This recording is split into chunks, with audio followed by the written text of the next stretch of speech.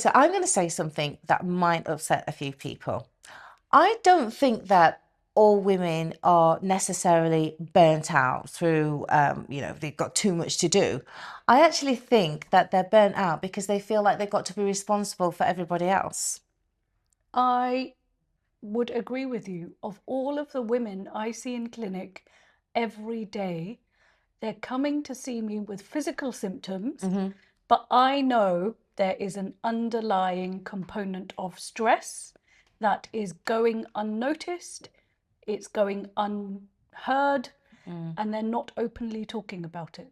So why do you think that is? Because, you know, we've got this thing like, so that men are like very good at things because they have like a singular way and they have a singular thing to do, and women are multitaskers. And is that the issue? Is it we've been kind of dumped on, oh well, you're a multitasker, well you can do this, you can do that, you can do that, you do everything, I think you're right. It's across cultures, it's across religions, races, ethnicities, that the woman is traditionally responsible for the children, the household, the cooking, cleaning, washing, looking after elderly parents, and managing the day-to-day, chores, and also social commitments that women will be responsible for. Yeah.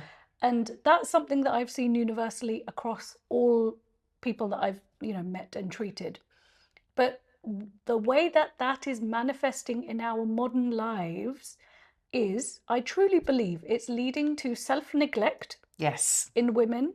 It's leading to stress, poor sleep, maybe translating into eating habits, cravings. So it's kind of this insidious thing that starts with, the gendered roles, and then it seeps into every area of life. And I think that's particularly bad at midlife.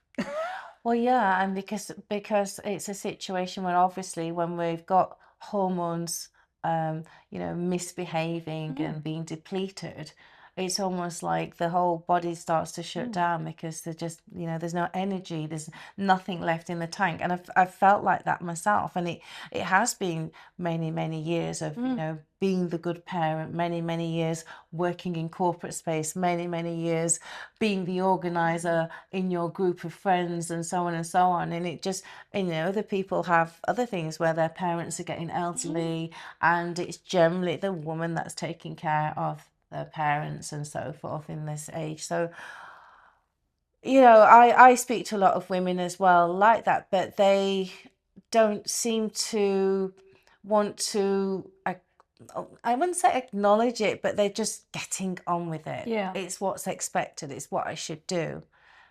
You're right. I think in my clinic, often women will come, like I said, with a lot of different physical symptoms. I can give you an example of a woman that I saw 2 days ago. She came to see me with her 17-year-old daughter. She's 45 years old herself, and she is having anxiety, hair loss, poor sleep, palpitations, fluctuating mood, fatigue, joint aches, back pain. She's struggling with her digestion as well. Yeah. She's getting acid reflux, constipation. Yeah. Yeah. So all of these things are genuine physical symptoms. I'm not saying that they're not. They are genuine physical symptoms, but often in medicine, when patients like this go and see a doctor, there's not really a good way to measure these things. Yeah. So these symptoms often don't show up on a blood test or an ECG if they have palpitations, right? So then patients feel like they've gone to see a doctor with all these symptoms and there's actually no diagnosis and there's actually no cure, therefore. Yeah.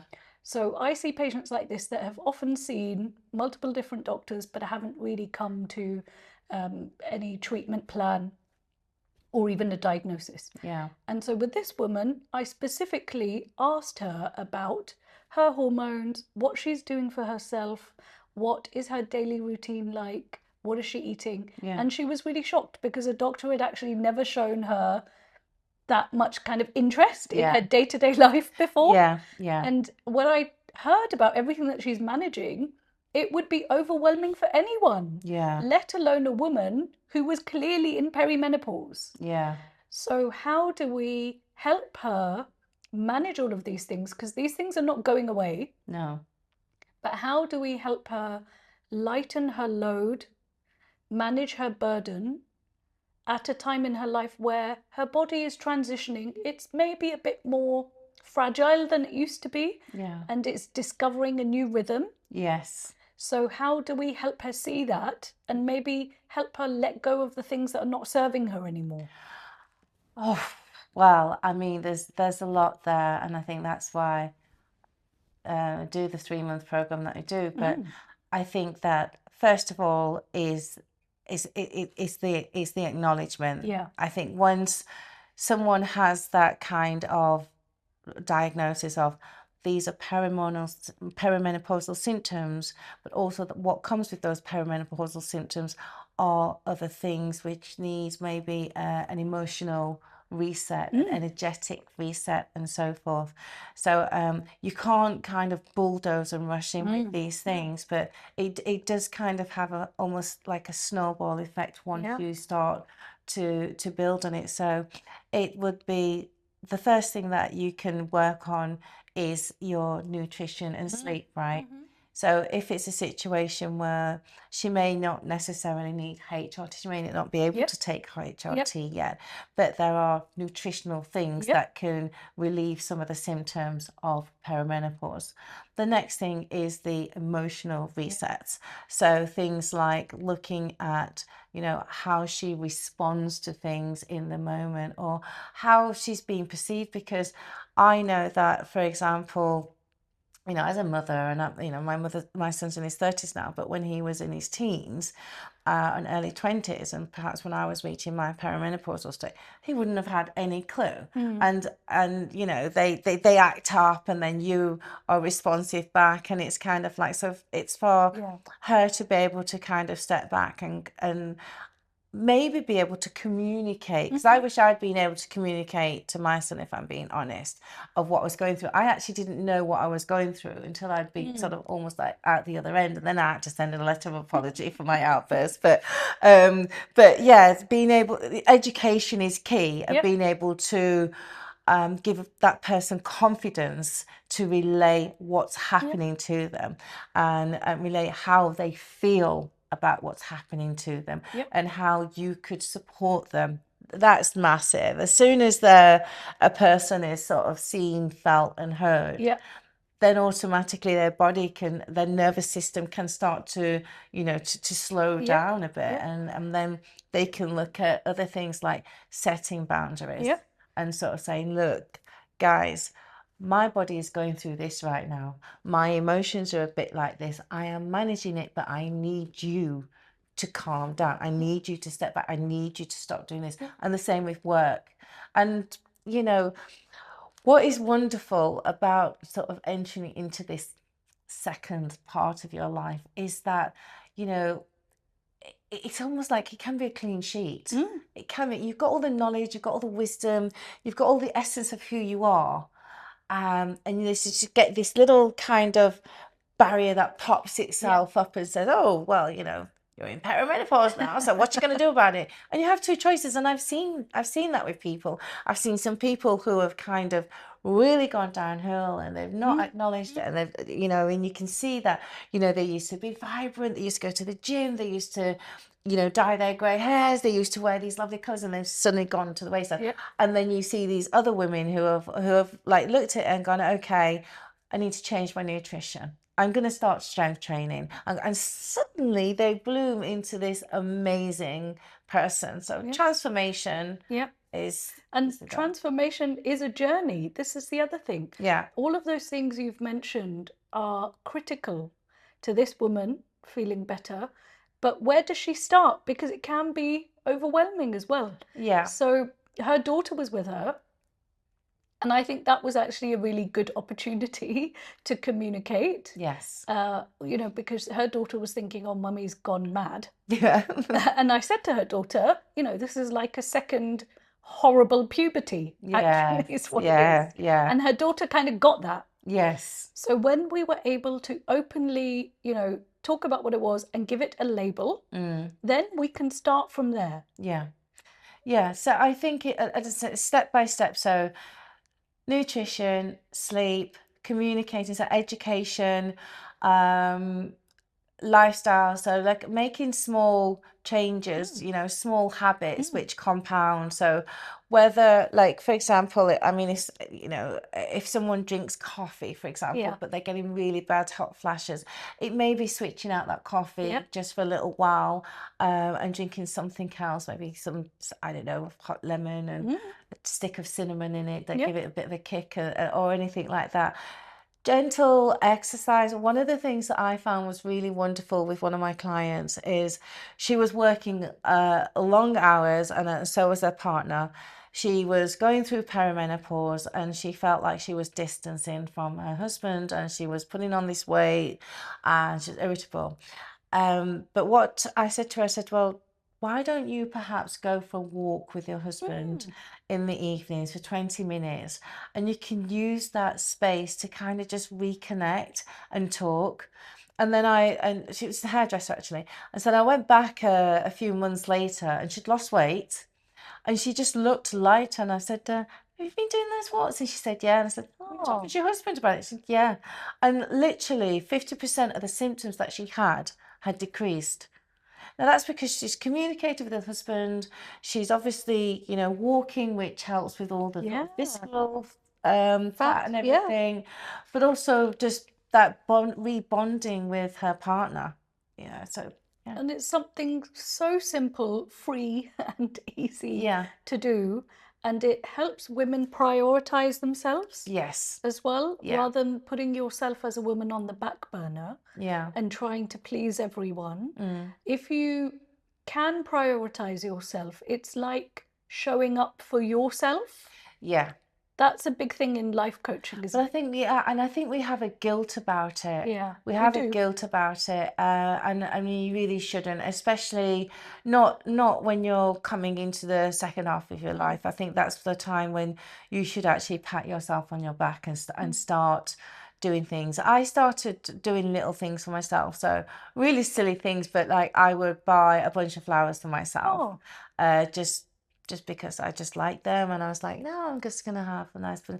And then I started with maintenances, like I would like have a massage once a month, and it was really invaluable. It just again just resetting my own nervous system. And then I started to get into and as I said, it compounds, because then as you start to get into the habit of kind of like honoring yourself, your environment changes, and it's just, and other people see that as well in you. They see that you're kind of like, oh yeah.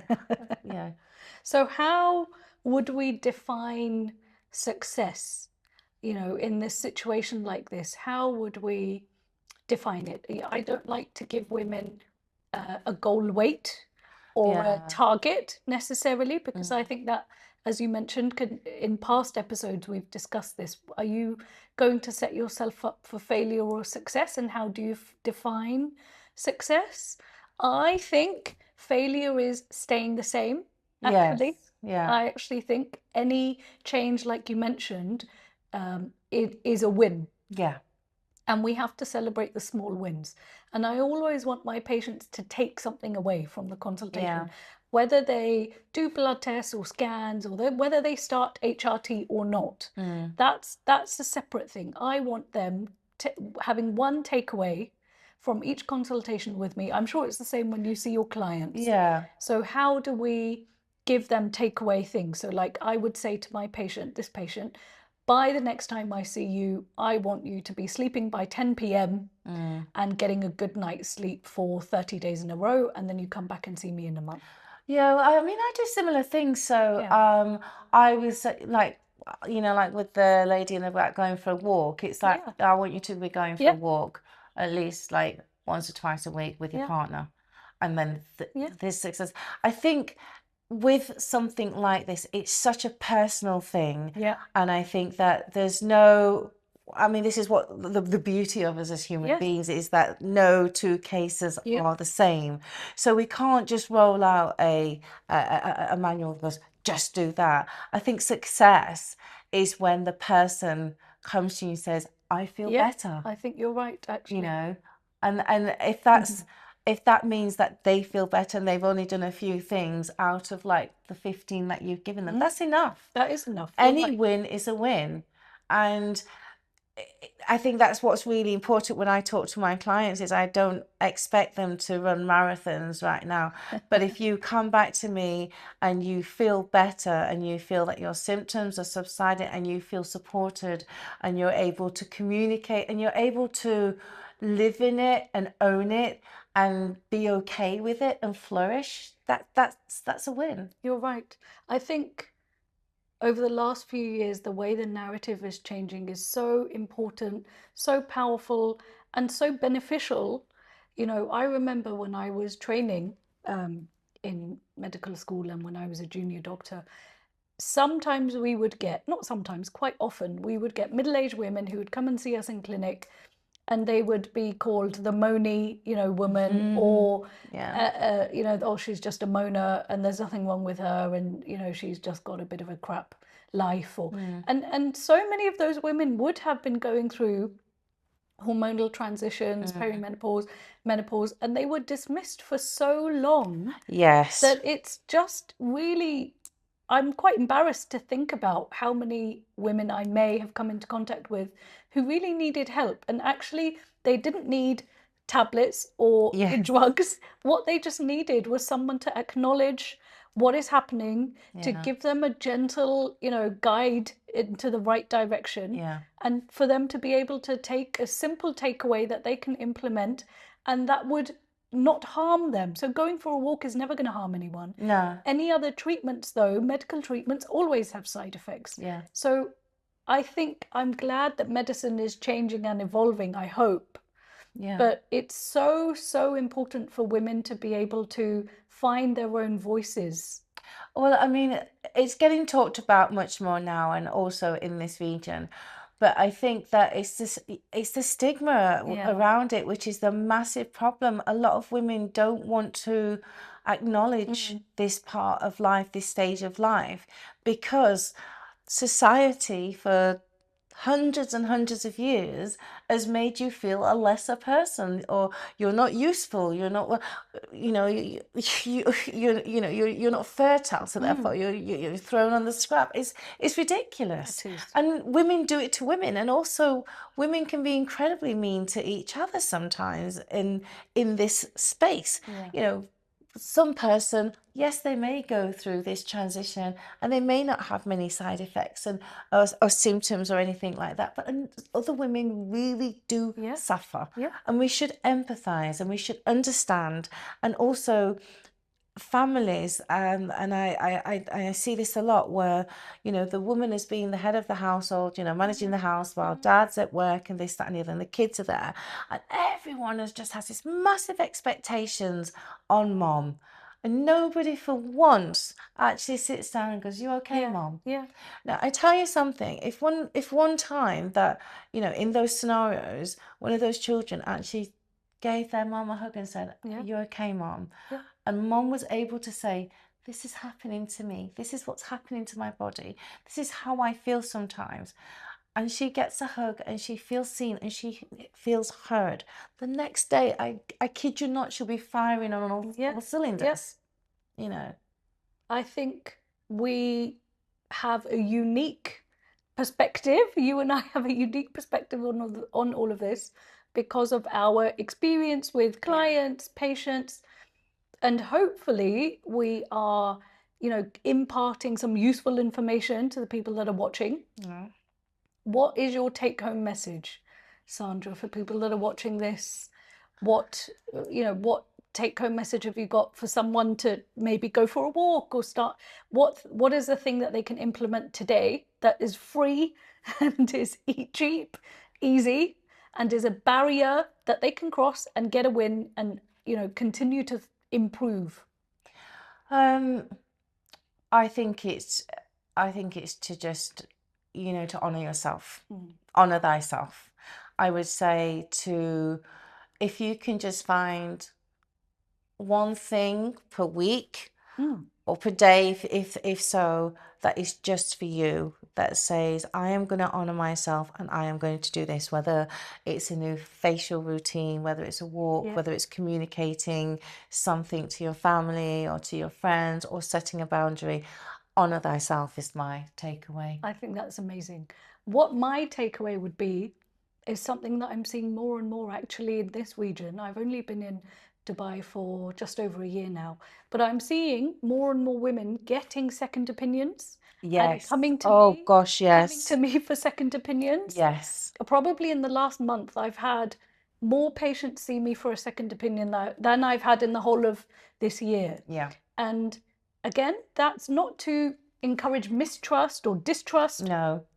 It is to encourage the individual Mm-hmm. to get a few opinions. Basically, that's what it is. Yeah. And Yeah. to see which doctor, which coach resonates with you and your Yeah. values and your beliefs, actually. So that's one thing that I would encourage patients, clients to find, even if you're looking for a therapist, you might need to try a few therapists. Absolutely. So that's one message that I really want to get out. You need to find your person. Yes. You need to find your people. Yep. And that takes some time sometimes. So that's my, I think, number one take-home message for people that are watching. No, and I think that's listening. extremely valuable. Yeah. Great. Okay, well, thank you so much for joining us. Make sure to comment on future topics that you want us to discuss. Like and share. Like and share and subscribe to this page, and I'll put details of Sandra's Instagram and all of the products and services that she has to offer, and I'll put a link to my Instagram and all the products and services I have to offer. And until next time, take care. Thank you so much. Thank you.